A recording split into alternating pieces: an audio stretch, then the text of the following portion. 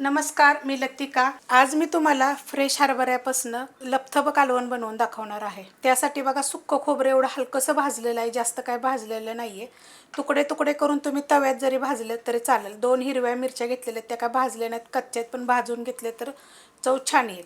थोडीशी कोथिंबीर घेतलेली, पण देठ जरा जास्त घेतलेली आहे। एक गड्डी लसूण घेतलेला, हा लसूण सुद्धा तुम्ही तव्यावर थोडासा भाजला तर चालेल।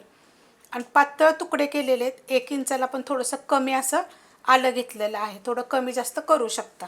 एवढं सगळं वाटण मी मिक्सरला बारीक करून घेणार आहे। कढई मी गरम करत ठेवलेली आहे, त्यामध्ये आपण तेल काढून घेऊया। तेल आपल्या आवडीप्रमाणे काढायचं, मी अर्धी पळी काढलेलं आहे आणि गरम होऊन देऊया। तेल गरम झालेलं आहे, छोटा 1 चमचा टाकायची मोहरी चांगली आपण भाजून घेऊया। मोहरी चांगली भाजलेली आहे, त्याच्यामध्ये थोडंसं जिरं, छोटा अर्धा चमचा घेतलेला आहे, थोडीशी एकदम हिंग पावडर, कढीपत्ता, मीडियम आकाराचा 1 कांदा चांगला भाजून घेऊया। वाटण बघा मी करून घेतलेलं आहे, पाण्याचा वापर अजिबात मी केलेला नाही, सुक्कच मी फिरवून घेतलेला आहे। कांदा मस्त असा भाजला गेलेला आहे, त्यात टाकायची आपल्याला थोडीशी हळद, मस्त असं मिक्स करून घेते आणि त्याच्यामध्ये आपलं हे जे वाटण केलं होतं ना, हे काढून घेते।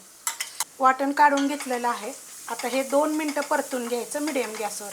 मस्त असं परतून घेतलेलं आहे 2 मिनिटं। त्याच्यामध्ये टाकणार आहे 1 मीडियम आकाराचं टोमॅटो आणि ते पण चांगलं परतून घ्यायचं। मस्त असं परतून घेतलेलं आहे।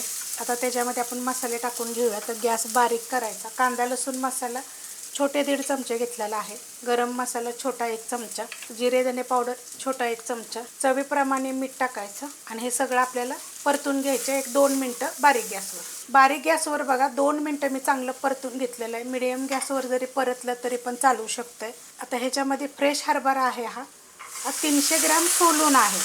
आता ह्या मसाल्यामध्ये गॅस मीडियम करून 1 मिनिटभर फक्त परतायचा। मस्त असं बघा परतून घेतलेलं आहे। तुमच्याकडे जर फ्रेश वाटाणा जर असेल ना, तर तो सुद्धा तुम्ही ह्याच्यामध्ये टाकू शकता, खूप छान टेस्ट येते। असं मस्त असं या मसाल्यामध्ये परतून घ्यायचं। मिक्सरच्या भांड्यामध्ये मी थोडंसं कोमट पाणी घातलेलं आहे। आपल्याला हे लपथबं करायचे, आता हे मिक्स करून घेते। सुक्कं करायचं जर असेल का नाही, तर अजून थोडंसं पाणी कमी टाकायचं। आपल्याला कसं हे थोडंसं लपथबं पाहिजे।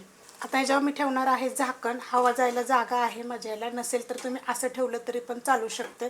बारीक गॅसवर 15 मिनिटं शिजून द्यायचं। बारीक गॅसवर 15 ते 20 मिनिटं ठेवलं होतं।